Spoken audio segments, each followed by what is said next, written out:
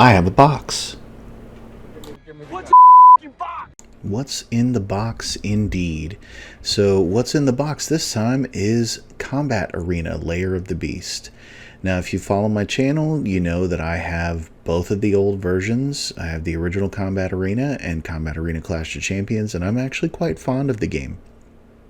Now this is a Barnes & Noble exclusive, so those of you who are not in the States might have a hard time getting it.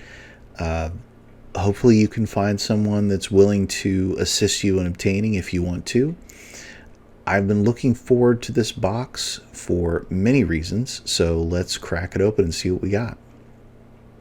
So the first thing in the box is going to be the board and some nice tokens. The rulebook and the box are actually the same size as the last one, which was Clash of Champions. It's still got that smaller format, which is fine. It's still legible. I do kind of miss the larger books with the larger print. All of these heroes are from Blackstone Fortress. So if you played the game or if you're familiar, you will have seen these before. The only one that's different is the one that I think was from Space Marine Heroes. That's what it looks like anyway. But this is what I wanted. This is what I bought the box for. I like the game, don't get me wrong, but I really wanted an Ambul. I missed the dreaded Ambul expansion for Blackstone Fortress, and I have not been able to find one for a decent price. Games Workshop, please, for the love of God, reprint these damn expansions for Blackstone Fortress. Anyway, you get dice. You get your bases, one for the Ambul and one for all the heroes and the little boar worms. You get your character cards, including a card for the Ambul itself. And you get your action cards and the wound cards as well, critical wounds. So that is the basics of that, and the board is nice. It definitely has a Blackstone Fortress look to it. You can look at it and tell that this was, I mean, it is exactly like the Blackstone Fortress tiles, which is really cool. So, and of course you have your action board, which has a Blackstone Fortress motif. You see the little triangles and whatnot. So the cards are pretty much the same as the last, with a couple of minor changes. There's some additions in there which are a little different. As you can see, there was a little bit of damage from the sprues on the cards. That seems to be the norm lately. I don't know why. Anyway, so Xenos Scourge. Oh boy. And you get your Ambul card. This is like a character card, right? It has the damage track, the weapons, the kill zone values, and all of that. And we'll get over the fact that it doesn't have a wound section later. So that's one change that has happened here. So the Ambul has its own cards. They go in the initiative deck. When you draw an Ambul card, something happens. And we'll go over that when we go through the manual. So the rule book is nice. It's laid out just as nice as any other rule book, but you can see here it actually references an alien space station. Now, we know that is the Blackstone Fortress Games Workshop. You're not fooling anybody. Come on. Anyway, it goes over a little bit of lore, shows you the different types of cards, the character sheets, the tokens, the dice, and gives you a brief description of everything. And then it moves on to show you the heroes all assembled, which is really cool. I love all these heroes. I love Blackstone Fortress. Really neat art. And then moving on, it goes into the setup. So it shows you how to prepare your setup, how to get everything ready. It gives you examples of what everything's going to look like, your facing, all of the prep steps you're going to need. And then it moves on to how to play. It shows you the different rounds, preparation, fighting, and it gives you all of an example of the character card and some definitions of some of the pieces of the character card. Now here, it goes into a little more detail on the fighter reference cards.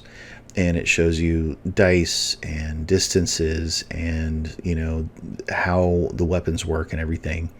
And then it goes into your actions. Now, your actions are not going to be any different from the other games. There's a couple of minor changes.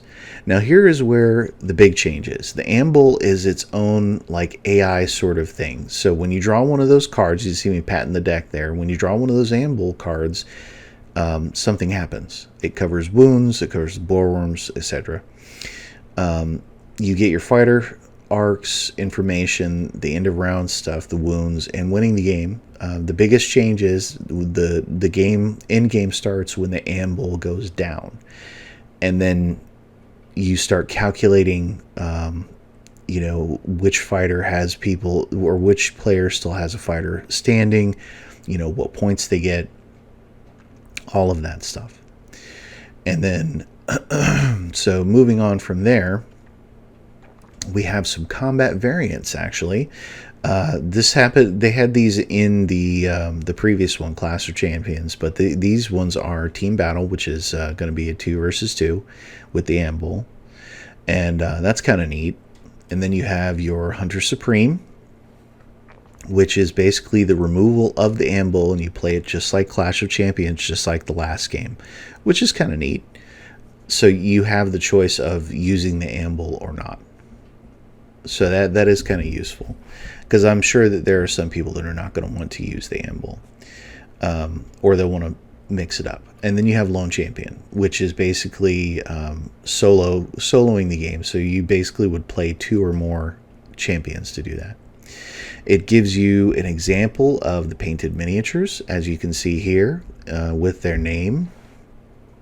And then it goes into a little bit of the lore, and again it says the Silent Station. Why didn't they just call it Blackstone Fortress? Come on, probably some sort of copyright thing. It gives you some background on the different hunters and the assembly guides, and from there it goes into, at the very back, of course, there is a very nice piece of artwork. This was from the Blackstone Fortress box. That's actually my favorite art from Blackstone. And then, of course, an advertisement. I would have liked if they had the little cheat sheet on the back for playing the game, but, I mean, you got to throw those ads in somewhere, I guess. Anyway, so moving on to the cards. They are pretty much the same. However, there are a couple of additions. As you can see, they got the same backing, just different colors. The new one is kind of a yellow-brown, and the old is a blue-green. Now, they're pretty much the same format, same size. They do the same things. The difference is, or the biggest difference is, there are a couple of new cards. Like Get in Range is new. So there are going to be some differences. But the thing is, the heroes are still pretty much usable in this game as well. Okay, so you can see the old deck here of the like Adrenaline Surge and all of the other cards that you get, Damaging Hit and whatnot. So all of these are going to be the same. The only big difference is there are, you can see the color difference there, but the Ambul cards are going to be in the initiative. And instead of symbols, you have numbers. I'm not sure which one of those I prefer, honestly.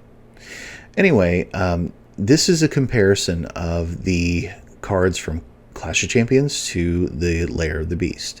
Now, the biggest thing you can see is that they kind of moved a few things around, but the large change, aside from them just flipping things around, is the wounded values, right? Now you can see that they moved the unique action around. You have your kill zone, you have your values for everything. And if you remove that wounded part, you can pretty much play the game with the old heroes just the same, because it looks like they took out, as you can see, all of the new characters. None of them have a wounded value. Okay, so I'm guessing that's because of the Ambul that they don't have that wounded value. Now, as you can see, I'm just going to kind of leaf through a couple of these things, like pull out the, the Space Marine here that is melee only.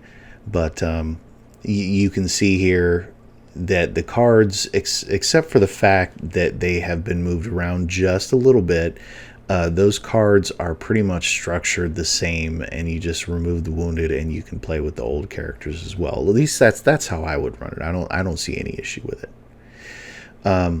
Now, here are the original cards from the original Combat Arena. This is the first one that came out. Again, this is all Blackstone Fortress heroes in this one. And you can see here that it again has healthy and wounded, just like Clash of Champions. Okay, so the Clash of Champions and Combat Arena, the original Combat Arena, are pretty much 100% compatible out of the box. But you can see here the difference between the old and the new.